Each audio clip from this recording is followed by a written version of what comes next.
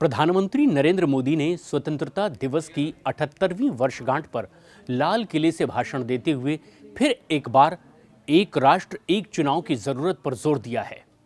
प्रधानमंत्री ने लाल किले की प्राचीर से कहा कि मैं लाल किले से राजनीतिक समुदाय से वन नेशन वन इलेक्शन के विचार पर समर्थन का आग्रह करता हूं। इस पहल के पीछे देश का एकजुट होना बहुत महत्वपूर्ण है। बार बार चुनाव देश में गतिरोध पैदा करते हैं और आज देश में चलाई जा रही हर योजना या फिर कोई भी पहल ऐसी लगने लगती है जैसे ये चुनाव से ही प्रभावित है और हर गतिविधि राजनीतिक विचारों से रंगी हुई नजर आने लगती है। दरअसल पूर्व राष्ट्रपति रामनाथ कोविंद की अध्यक्षता में समिति ने इसी साल मार्च में वन नेशन वन इलेक्शन को लेकर अपनी रिपोर्ट भी सौंपी है। रामनाथ कोविंद समिति की ये रिपोर्ट कुल मिलाकर 18,626 पन्नों की है। इस रिपोर्ट में 2029 में एक साथ देश भर में चुनाव कराए जाने की सिफारिश की गई है। देश के किसी न किसी हिस्से में तकरीबन हर साल और हमेशा ही चुनाव होते रहते हैं। ये प्रक्रिया चलती रहती है और ये एक हकीकत है कि देश में पिछले करीब 3 दशकों में एक साल भी ऐसा नहीं बीता जब चुनाव आयोग ने किसी न किसी राज्य में चुनाव की प्रक्रिया आगे ना बढ़ाई हो। अब ऐसे में सवाल उठता है कि एक देश एक चुनाव का आइडिया आखिर है क्या? इस बात का दरअसल वास्तविक अर्थ यह है कि संसद, विधानसभा और स्थानीय निकाय के चुनाव एक साथ देश भर में करवाए जाए, एक ही समय पर हों। और अगर इसे सरल शब्दों में समझने की कोशिश करें तो देश भर के वोटर यानी कि ये लोग एक ही दिन में सरकार या प्रशासन के तीनों स्तरों के लिए वोटिंग करते हैं। अब चूंकि विधानसभा और संसद के चुनाव केंद्रीय चुनाव आयोग संपन्न करवाता है और स्थानीय निकाय चुनाव राज्य चुनाव आयोग की ओर से होते हैं, तो इस एक चुनाव के आइडिया में समझने की जरूरत है कि तकनीकी रूप से संसद और विधानसभा चुनाव एक साथ संपन्न क्या करवाए जा सकते हैं और आइडिया जो है एक राष्ट्र एक चुनाव का, इस पर आखिर बहस जो छिड़ी हुई है उसकी वजह भी क्या है। दरअसल कुछ विद्वान या जानकार इस विचार से सहमत हैं तो कुछ इस विचार से असहमत भी हैं। दोनों के अपने अपने तर्क भी हैं।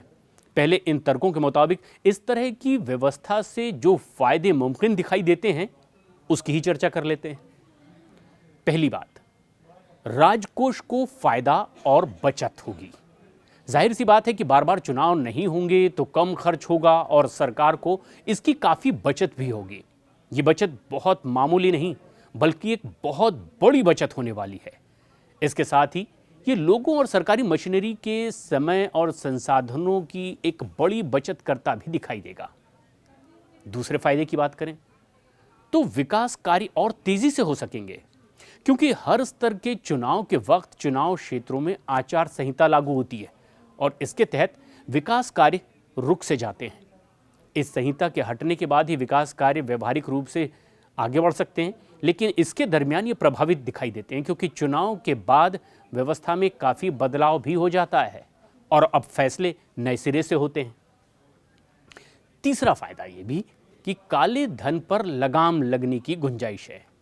दरअसल संसदीय चुनाव में सीबीआई और चुनाव आयोग की कई रिपोर्ट्स में यह कहा गया है कि चुनाव के दौरान काले धन को खपाया जाता है और अगर देश में बार बार चुनाव होते हैं तो एक तरह से समानांतर अर्थव्यवस्था देश में हमेशा चलती ही रहेगी। इस पर लगाम लगाना उतना मुमकिन नहीं हो पाएगा, इसलिए भी यह सुझाव आया। इस सुझाव का एक और फायदा, सुचारू प्रशासनिक व्यवस्था। एक चुनाव होने की वजह से सरकारी मशीनरी का इस्तेमाल एक ही बार होगा, लिहाजा कहा जाता है कि स्कूल, कॉलेज या फिर जो दूसरे विभागों के सरकारी कर्मचारियों का समय और काम इससे प्रभावित होता है वो फिर नहीं हो पाएगा। सारी संस्थाएं बेहतर ढंग से अपना अपना काम कर सकेंगी और बस 5 साल में एक बार ही इनका इस्तेमाल होगा। एक और फायदा इस विचार का माना जाता है कि इससे सुधार की एक बड़ी उम्मीद है क्योंकि एक ही बार चुनाव होगा तो सरकारों को धर्म, राजनीति जैसे मुद्दों को बार बार उठाना पड़ेगा। जनता को लुभाने के लिए स्कीमों के हथकंडे नहीं देने होंगे। बजट में राजनीतिक समीकरणों को ज़्यादा तवज्जो नहीं देनी होगी। यानी कि एक बेहतर नीति के तहत ही व्यवस्था आगे बढ़ पाएगी। बार बार इसमें राजनीतिक इच्छा लोग शामिल नहीं कर पाएंगे। ऐसे और भी कई तर्क हैं। एक बार भी सभी चुनाव होंगे तो वोटर ज्यादा संख्या में वोट करने के लिए निकलेंगे और उनका उत्साह बड़ा होगा, लोकतंत्र और मजबूत होता दिखाई देगा। बहरहाल आपको अब ये भी बताते हैं कि इस आइडिया के विरोध में क्या प्रमुख तर्क दिए गए हैं। यानी कि एक राष्ट्र एक चुनाव हो तो इसकी क्या खामियां होगी, जिसके पक्ष में लोग तर्क दे रहे हैं। लोगों का दावा यह है कि क्षेत्रीय पार्टियां इससे खारिज हो जाएंगी, क्योंकि भारत बहुदलीय लोकतंत्र है।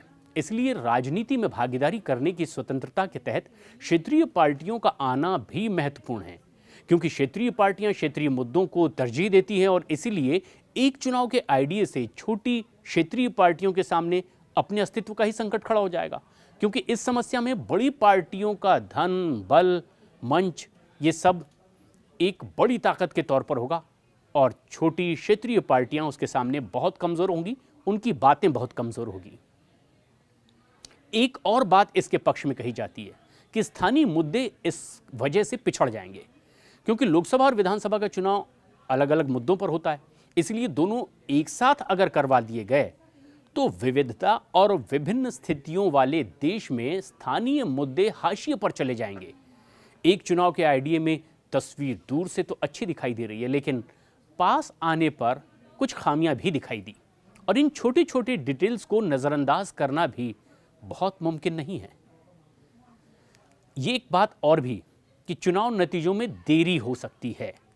दलील ये दी जाती है कि अगर एक साथ चुनाव करवाए गए तो ऐसे में तमाम पार्टियां चुनाव पत्रों के माध्यम से चुनाव कराए जाने की मांग करती हैं और अगर एक बार में सभी चुनाव कराए गए तो अच्छा खासा समय चुनाव के नतीजे आने में भी लग जाएगा। इस समस्या से निपटने के लिए विकल्प क्या होंगे, इसके लिए भी अलग से नीतियां बनानी होगी कि फिर वो व्यवस्था जो पहले थी अब वो बदल कर ही सामने लानी होगी। तर्क ये भी दिया जाता है कि इसमें एक संवैधानिक समस्या है। देश के लोकतांत्रिक ढांचे के तहत ये आइडिया सुनने में भले ही अच्छा लगता है, आकर्षक लगता है कि एक राष्ट्र एक ही चुनाव हो, लगातार बार बार चुनाव ना हो, लेकिन इसमें तकनीकी समस्याएं भी है। मान लीजिए कि देश में केंद्र और राज्य के चुनाव एक साथ होते हैं, लेकिन ये निश्चित नहीं है कि सभी सरकारें पूर्ण बहुमत से ही बन जाए, तो ऐसे में फिर बाद में क्या होगा? ऐसे में चुनाव के बाद अनैतिक रूप से गठबंधन बनने और इसको बनाने की संभावनाएं भी है।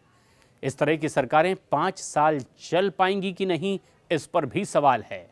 और फिर ऐसे में क्या अगले साल फिर चुनाव करवा लिया जाएगा? ये एक बड़ा सवाल है कि क्या ऐसे राज्यों के लिए अलग से चुनाव होंगे, क्योंकि कुछ ऐसी आशंकाएं अब भी बरकरार है। और इतना ही नहीं, इस विचार को अमल में लाने के लिए संविधान में कम से कम 6 अनुच्छेदों और कुछ कानूनों में संशोधन भी किए जाने की जरूरत होगी। और इसीलिए इस तरह के तर्क पर कुछ लोग विपक्ष में अपनी राय रखते हैं तो कुछ पक्ष में। लेकिन प्रधानमंत्री नरेंद्र मोदी ने लाल किले की प्राचीर से फिर एक बार तमाम राजनीतिक दलों से, नेताओं से यह अपील की है कि वन नेशन वन इलेक्शन की बात पर गौर करें, राष्ट्र का हित इसी में है। आपकी क्या है इस पर राय? हमें कमेंट्स कर जरूर बताएं।